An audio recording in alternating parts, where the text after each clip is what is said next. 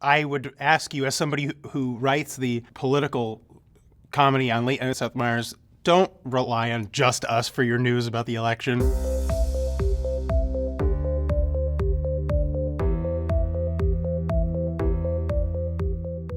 I'd always wanted to do comedy, always wanted to be a comedy writer. I was also interested in politics, so I basically did everything at once. It was my strategy. I had a day job as a producer at MSNBC, where I was working for terrific shows. I worked for a show called Up with Chris Hayes, and at night I was performing at the Upright Citizens Brigade Theater in New York, where I was a performer on house teams there, house improv and sketch teams that perform weekly and doing shows and stuff all the time.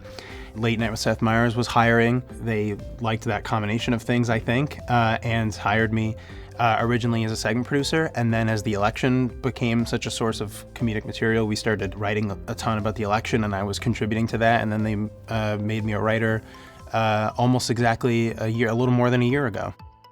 The writing of jokes and comedy is completely distinct, but one thing that's interesting is essentially, like, in writing these pieces, you've got to construct a narrative or an explanatory account of what happened and try to find ways to sort of like explore more deeply like the roots of some political phenomena. The demand for political content has just increased significantly. There's an incredibly voracious demand for news and information about the election, and that seems to apply to comedy too. People are interested in comedy about the election to a degree, at least for me, I've never seen before. People are incredibly voraciously consume it. There's lots of people who do it really well and do it differently, which is great. And there's lots of places to get it. And so they're not increasingly distinct anymore. Politics and culture are increasingly intertwined. We don't segregate our politics from our culture in many ways.